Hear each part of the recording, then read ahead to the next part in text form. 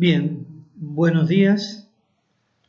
Hoy vamos a ver algunos ejemplos más de cómo se hace el gráfico de una función y un ejemplo de problemas de optimización. Resumimos a continuación los pasos que deben seguirse cuando se dibuja la gráfica de una función f, teniendo en cuenta, entre otras cosas, los extremos relativos, los intervalos de crecimiento y decrecimiento, la concavidad, el punto de inflexión y otros elementos que oportunamente vimos y que son importantes para el gráfico de una función. Todos esos elementos que nos sirven para graficar una función los podemos resumir en estos 13 pasos, 12 pasos. Hay algunos que hacen 11 pasos, pero en resumen, estos son los principales. Primero, hay que determinar el dominio de una función. Luego, lo que hay que hacer es determinar la intersección que tiene la curva con los dos ejes coordenados. Luego se determina si la función tiene o no tiene simetría, porque ese es un dato importante para saber que se puede graficar una parte de la función y la otra parte, por simetría, si es que la existe, se puede graficar en forma inmediata. Las asíntotas tanto verticales, horizontales y oblicuas, los valores críticos de la función, es decir, donde la primera derivada se hace cero o no existe, los intervalos de crecimiento o decrecimiento, es decir, determinamos la monotonía de la función, y a partir de la monotonía nosotros podemos determinar los máximos y mínimos usando el criterio de la primera derivada, recuerden eso. También tenemos que determinar los puntos críticos de la primera derivada, es decir, aquellos puntos donde la segunda derivada se hace cero o bien la segunda derivada no existe. Con esos puntos o con esos valores críticos podemos determinar los intervalos de concavidad y a partir de los intervalos de concavidad podemos determinar si la función tiene o no tiene puntos de inflexión. Podemos hacer este paso 11 de controlar si los máximos o mínimos relativos encontrados en el punto 7, ¿sí? Si los máximos mínimos relativos se encontraron en el punto 7, lo podemos verificar aplicando la prueba de la derivada segunda. Y luego, al final, hacemos una pequeña tabla de valores, sobre todo teniendo en cuenta los valores críticos, los valores extremos, mejor dicho, y los puntos de inflexión y la intersección con los ejes. Con esa tabla de valores procedemos a representar gráficamente la función. Lo veamos con un ejemplo. Supongamos que nos dan la gráfica de f de x, nos piden que grafiquemos f de x igual a x al cuadrado menos 2x más 4, todo eso sobre x menos 2.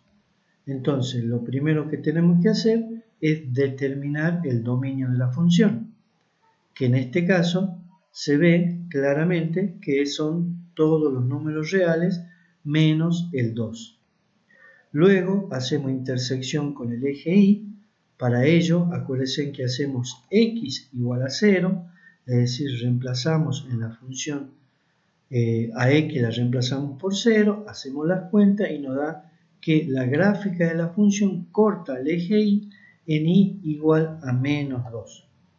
Procedemos de forma similar con la intersección con el eje x, hacemos en este caso y igual a 0, entonces la función que nos dan la igualamos a 0 y acuérdense que en una función racional, para que ese cociente sea 0, lo que tiene que ser 0 es el numerador.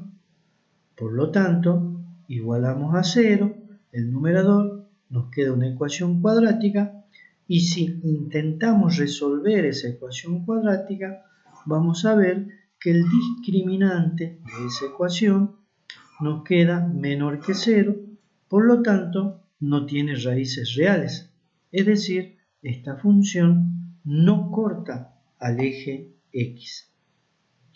Luego determinamos asíntotas, en este caso, o primero determinamos la asíntota vertical. Acuérdense que para encontrar una asíntota vertical, nosotros teníamos que ver qué valores de x nos hacen 0 el denominador de la función. En este caso, lo que nos hacen 0 es x igual a 2. Entonces planteamos el límite.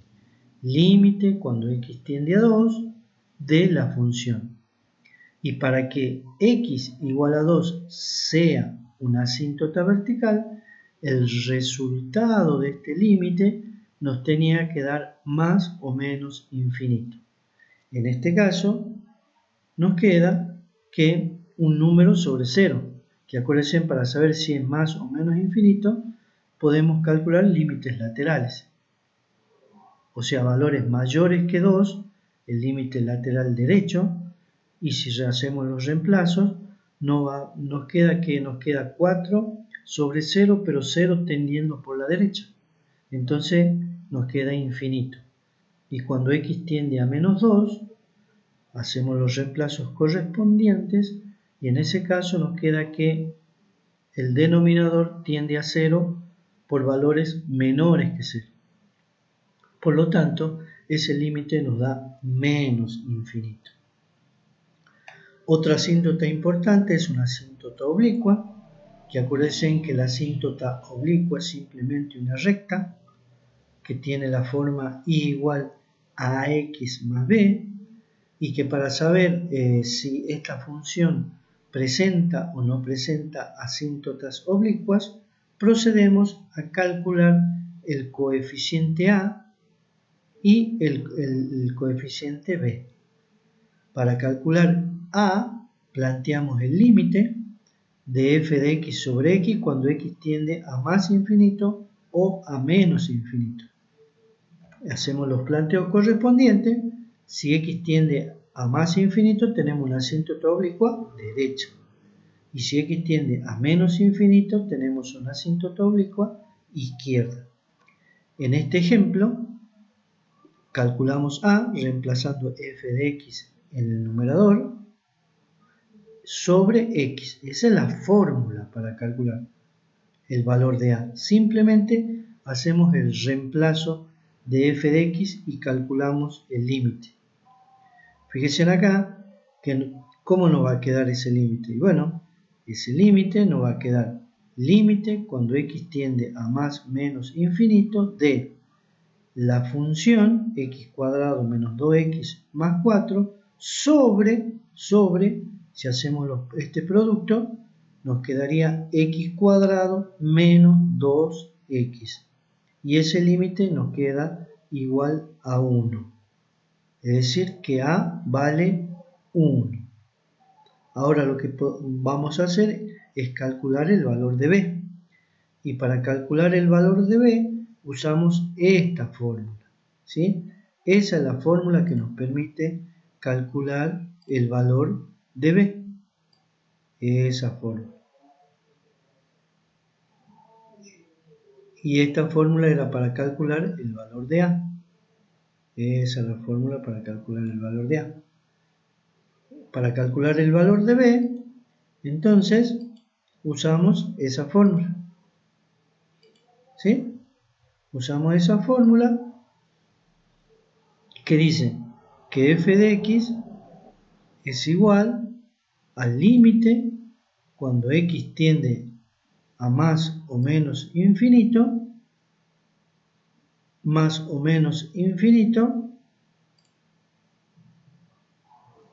perdón, se me fue, cuando x tiende a más o menos infinito, y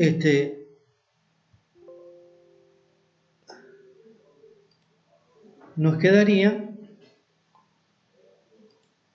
la fórmula de b, vuelvo acá, reemplazando f de x por el valor x cuadrado menos 2x más 4 sobre x menos 2 menos ax, pero a vale 1, por lo tanto nos queda menos x. Bien, resolviendo ese límite, acuérdense que acá hay una resta, por lo tanto para resolver esto tengo que encontrar común denominador, que en este caso es x menos 2, haciendo las cuentas nos queda de esta manera. Acá nosotros podemos cancelar menos 2, podemos cancelar este menos 2 con este menos 2x con este más 2x, podemos cancelar el x cuadrado con el menos x cuadrado, entonces nos queda que el límite cuando x tiende a más o menos infinito de 4 sobre x menos 2 que vale 0, es decir que b vale 0. Por lo tanto, esta ecuación que está acá, esta, que es la ecuación de la asíntota oblicua, nos queda a vale 1, o sea 1 por x, más 0. Es decir, que la ecuación y igual a x es una asíntota oblicua y derecha e izquierda. Luego necesitamos calcular los valores críticos de f. Para eso, para calcular los valores críticos de f, nosotros lo que vamos a hacer es calcular, ver dónde la primera derivada se hace 0 o bien no existe. Para ello, calculamos la primera derivada. Como se trata de un cociente, hacemos la derivada de la primera por la segunda sin derivar, menos la primera como está, por la derivada de la segunda, que es 1, sobre la segunda al cuadrado. Haciendo las cuentas y cancelando todo lo que se pueda cancelar, por ejemplo, ¿qué podemos cancelar nosotros acá? Ahí dice menos 2x con más 2x. Ahí tenemos más 4 con menos 4.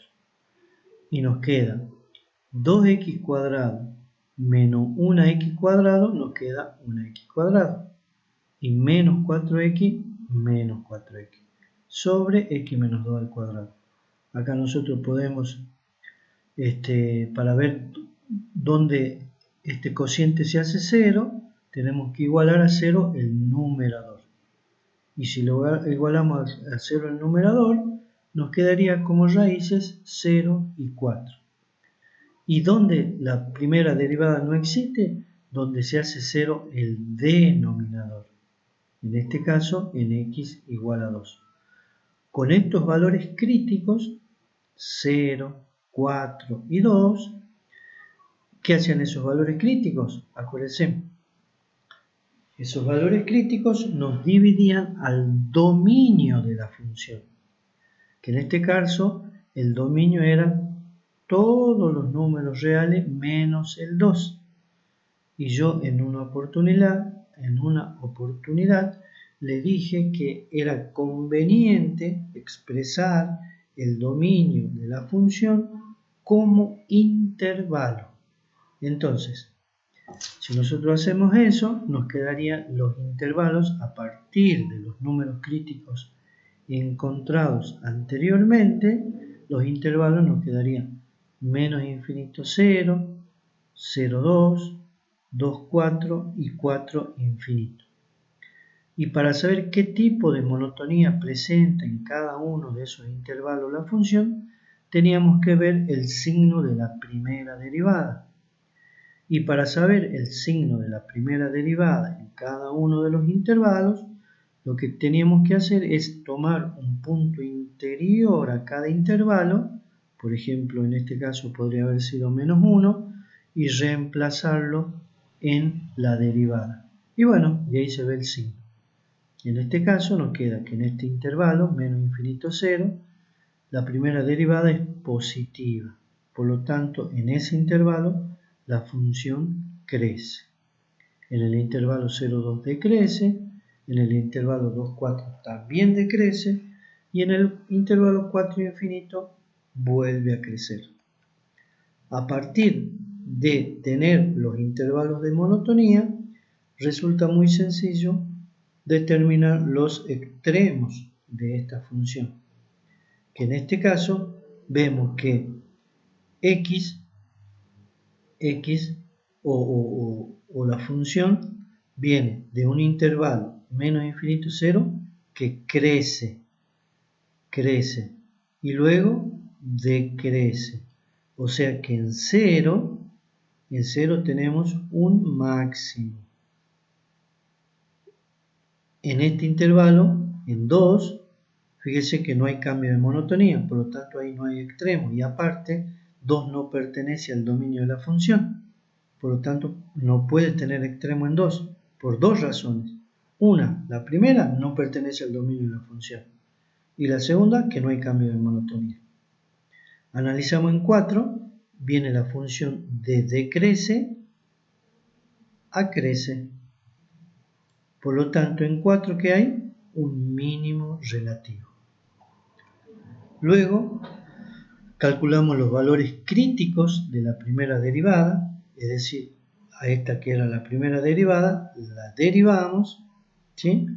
La derivamos también como derivada de un cociente, derivada de la primera por la segunda sin derivada, menos la primera como está, por la derivada de la segunda, sobre la segunda al cuadrado, haciendo propiedad distributiva, primero desarrollando el cuadrado acá, y luego haciendo propiedad distributiva, acá haciendo propiedad distributiva y cancelando, nos queda que la segunda derivada de la siguiente manera.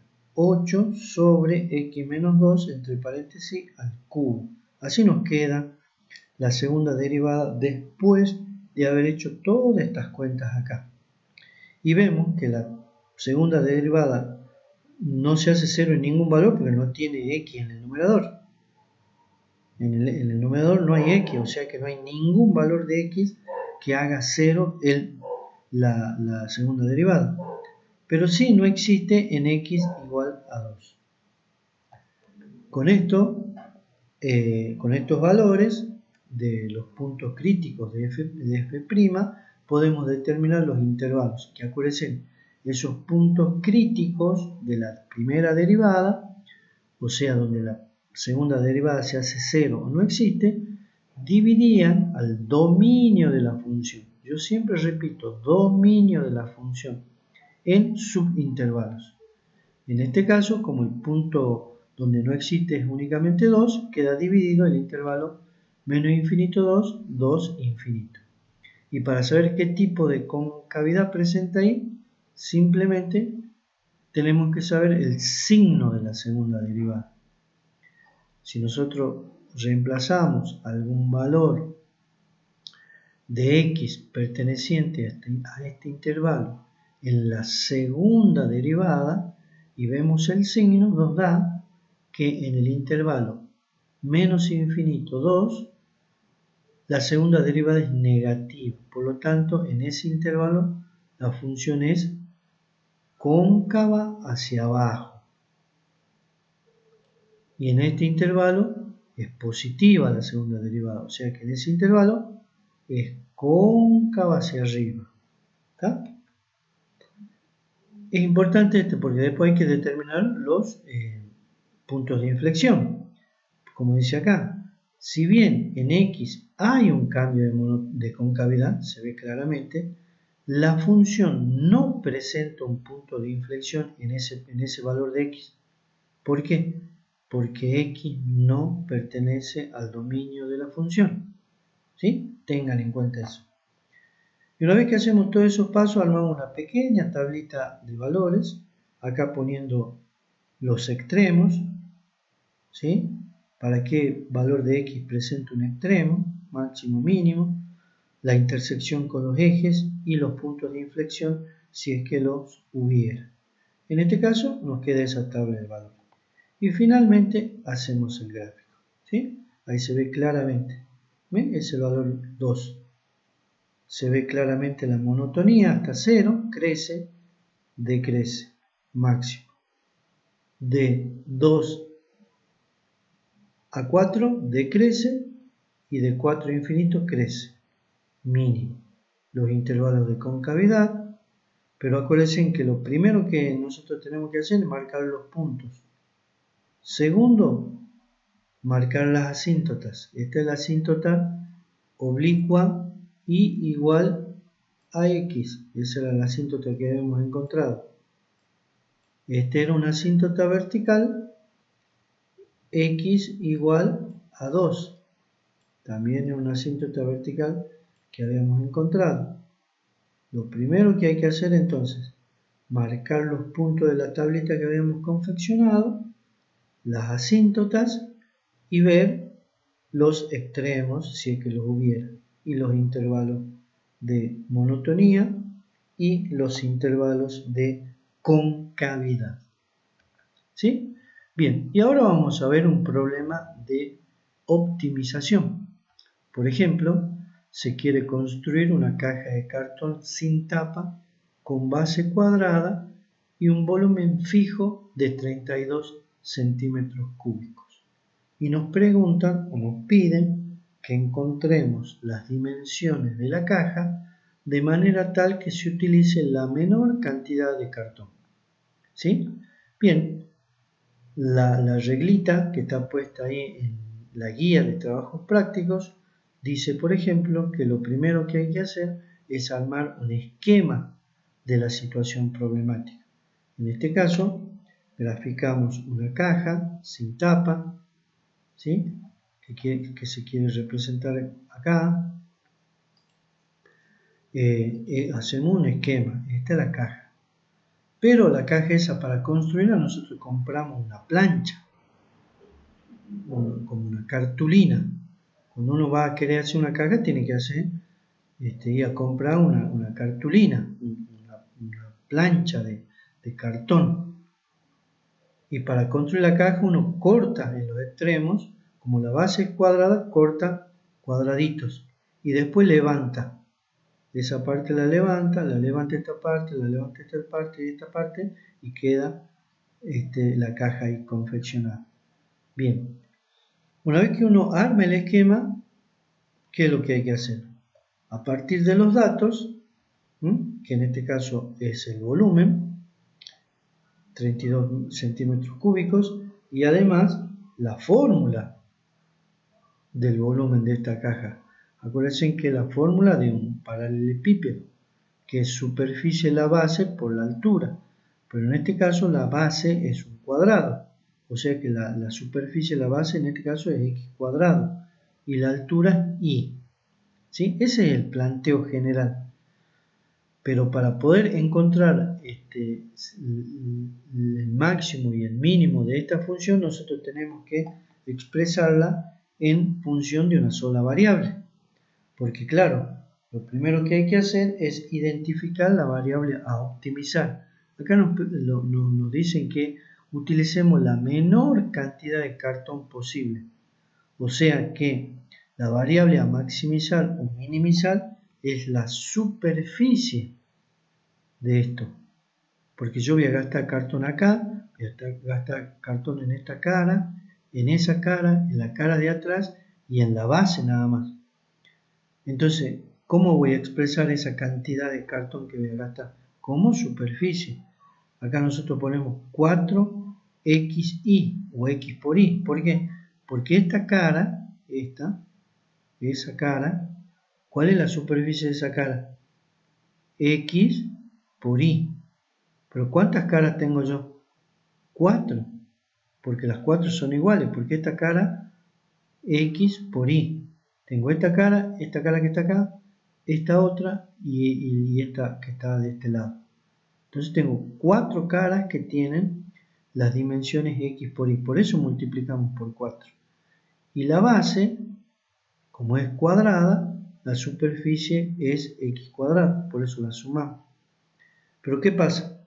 A esta expresión yo la tengo o esta función que depende de x e y, la tengo que expresar en función de una sola variable. ¿Y cómo voy a hacer? Utilizando esta función auxiliar. ¿Sí? Por eso dice ahí, expresar la función a optimizar, en este caso minimizar, en función de una sola variable.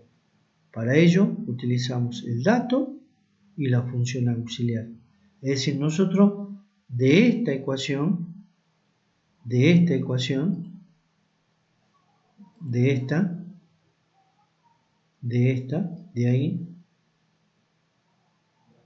ecuación, vamos a despejar y ese valor de y lo vamos a reemplazar acá, que es lo que viene.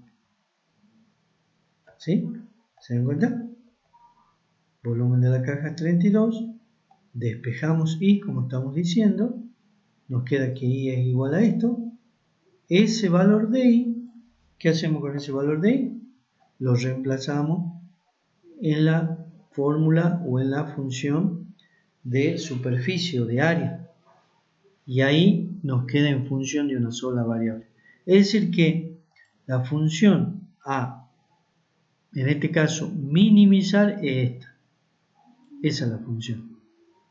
Y bueno, una vez que uno tiene la función, sigue los pasos. ¿Qué tenía que hacer primero? Derivar. Para encontrar los extremos, ¿qué tengo que hacer primero? Encontrar la derivada de esta función, que nos da así. ¿Qué tenemos que hacer con esa derivada? Igualarla a 0. Y de ahí despejar x, que en este caso nos queda x igual a 4. Ahora, ese es un valor crítico para nosotros saber si en ese punto, o sea, en ese valor de x igual a 4, podemos, para saber si en ese valor x igual a 4 efectivamente hay un extremo, en este caso mínimo, ¿qué es lo que tenemos que hacer? Utilizar alguno de los dos criterios para determinar extremos. En este caso conviene usar el criterio de la segunda derivada. Es decir, obtenemos la segunda derivada, es decir, volvemos a derivar esto, y en esa segunda derivada reemplazamos 4. Si nosotros reemplazamos los 4, nos queda un valor mayor que 0. Y de acuerdo al criterio de la segunda derivada, podemos decir que en x igual a 4, la función s presenta un mínimo. Por lo tanto, los valores van a ser x igual a 4, y como nosotros tenemos el valor de y acá, reemplazamos por 4 acá, y tenemos que las dimensiones de la caja tienen que ser el valor de x igual a 4 y el valor de y igual a 2. Y por último, es importante resaltar que si la función a maximizar o minimizar es continua y definida en un intervalo cerrado a b, también podemos probar si hay extremos en la frontera del intervalo, o sea, en los extremos del intervalo. Hay que ver si en A no hay un máximo mínimo o en B también un máximo mínimo. Hay que tener en cuenta eso solamente. Y bueno, con estos ejemplos de tanto de graficar una función como de maximizar o minimizar una función en el contexto de un problema, hemos sumado unos ejemplos más para que ustedes tengan en cuenta. Eso fue todo. Muchísimas gracias y sigan estudiando.